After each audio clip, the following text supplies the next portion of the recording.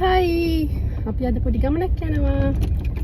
ගමනක් කිව්වට කාලයකට පස්සේ මම තනියම ගමනක් යනවා.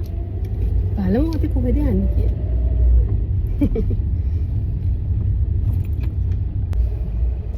දැන් පේනව නේද? මගේ මූණ එච්චර හොඳ නෑනේ. ඒකට හේතුව මම මුලින්ම කිව්වා. කාලයකට පස්සේ තමයි යන්නේ. කාලයකට පස්සේ මම වාහනේ ඩ්‍රයිව් කරන්නේ. ඉතින් මේ වටපිටාවේ ඉන්න කට්ටියත් එක්ක ඇත්තටම මේක ඉතින් මාත් එක්ක හැමෝම එකඟ වෙයි. පාරේ යන්න හරි අමාරුයිනේ. අපි හරියට ගියාට අනිත් කට්ටිය අපිට යන්න දෙන්නේ නැහැ. මම හිතන්නේ ගොඩක් අනතුරු වලට හේතු වෙන්නේ ඕකම තමයි. අපි හප්පන්නේ කවුරු හරි ඇවිල්ලා අපිව හප්පලා යනවා. ඉතින් බයිසිකල්, ත්‍රී වීල් එහෙම නැත්නම් මොනවා හරි ඔය පොඩි වාහනයක් හරි එහෙම නැත්නම් බස් හරි කමන්නේ. අපේ ඇඟටමයි එන්නේ. අපි හරියට පාරේ ගියොත් අපිට යන්න දෙන්නේ නැහැ. හරි දැන් මම මගින් දැස්සා මෙන්න මේ මල් එක ගන්න. මේ මල් එක ගත්තේ මේක හරි ලස්සනයි. මට නම් නෙමෙයි. කෙනෙක්ට දෙන්න. යමුකෝ කාටද කියලා බලන්න. අන්තිම මේකත් තරම් ආයෙත් මම කායකට නැග්ගා. මේ මල් එක දෙන්න යන කෙනා තමයි මෙන්න මෙතන ඉන්නේ. එලිගන්ට් ක්ලෝසෙට්. ඉතින් අනුෂ්කා අද එයාගේ එයාගේම ෂොප් එක ඕපන් කරන දවස. ඉතින් මටත් ආරාධනාවක් ලැබුණා. ඉතින් අද මම එතෙන්ට ගියපු අවස්ථාව තමයි මේක. ඉතින් යාට දෙන්න තමයි මල් අරන් ආවේ. ඉස්සරහට පෙන්නන්නම්කෝ යාව. ඒ අතර වාරේ ඔන්න ඕගලන්ට පෙන්නන්නම් මේ තැන. මෙතන ලස්සන සිල්ක් බතික්, නෝමල් බතික් ඔය හැම බතික්ම වලින්ම හදපු හරිම ලස්සන ඩිසයින්ස් තියෙනවා. මම මෙතන පෙන්නන්න හිතුවේ.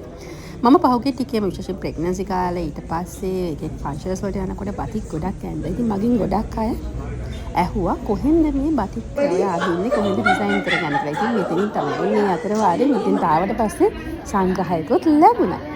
හරි ඉතින් ඔන්න මම ආයෙත් මෙතන ලස්සන ඩිසයින්ස් පෙන්නනවා. මෙතන තව ඔයගොල්ලෝ දන්නේ කියන කට්ටියක් එකකුත් ඇවිල්ලා හිටියා එදා. ඒගොල්ලන්වත් මම පෙන්නන්න.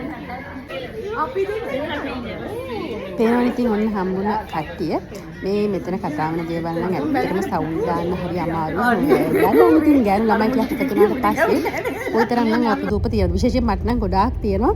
කාලයකට පස්සේ මට මෙයා හම්බෙච්ච නිසා. වැඩි ඉවරයි. දැන් ගෙදර යනවා. ආයි ට්‍රැෆික්.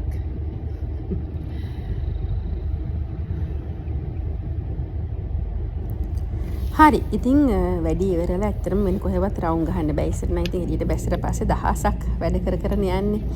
ගෙදර යනකොට කිසිම හදිස්සියක් නැහැ. හැබැයි ඉතින් දැන් ගෙදර පුංචි පොඩ්ඩියෙක් තව ඉන්නවනේ මාස 5ක. ඉතින් හරිම ටයිම් කරලා ලිමිටඩ් ටයිම් එකකට තමයි මේ යන්නේ අත්‍යවශ්‍යම දේවල් වලට. ඉතින් අද මට බොහොම ලොකු සපෝට් එකක් ලැබුණා අනුරකින්. එයා අද ටයිම් එක හදාගෙන එයා ගෙදර ඉඳන් බබා බලා ගන්නවා මම එනකම්. ඉතින් මේ අතර වාරේ මං ඔය යන ගමන තමයි අද ඔයගොල්ලත් එක්ක ෂෙයා කරගන්න ඕනේ කියලා හිතුවේ. මොකද ගොඩක් අය මගෙන් අහලා තිබුණා. අයි සයිලන්ට් අයි වීඩියෝස් මොකුත් දාන්න නැත්නම් මොකුත් ෂෙයා කරගන්නේ කියලා. හරි ඉතින් පාර යන අතරමඟ මට කියන්නට ඕනුනේ අර දෙයම තමයි. ඉතින් ඇත්තටම ලංකාව දැන් ඩ්‍රයිව් කරන්න හරි අමාරුයි. ඒක මං හිතන්නේ ඔයගොල්ලන්ත් එක්ක කිව්වේ කමෙන්ට්ස් දාන්න. ඔයගොල්ලන්ටත් වෙන ඇබැද්දි ඔයගොල්ලන්ටත් වෙන ප්‍රශ්න. ඉතින් මේක මට විතරක් පොද්ද නෙමෙයි. හරි ඉස්සරහට විස්තර ගොඩක් කියන්න ඊළඟට පෙන්නන්නම් අද මට හම්බුණ කට්ටිය. ඉතින් මේ මූණු ටික ඔයගොල්ලෝ දන්න මූණු ටිකක්නේ. හරි ඉතින් ඒගොල්ලන්ව පෙන්නන ගමන් අද ටිකින් එන්නම්. ආයිත් මෙයාගේ විස්තර අරන් ඉක්මනට මෙන්නම්. ඔන්න මේ ඉන්නේ අනුෂ්කා. එයාගේ තමයි එලිගන්ට් ක්ලෝසෙට් එක. මේ ඉන්නේ අපි කට්ටිය. ඊළඟට ඉන්නේ මේ මම. බයි බයි.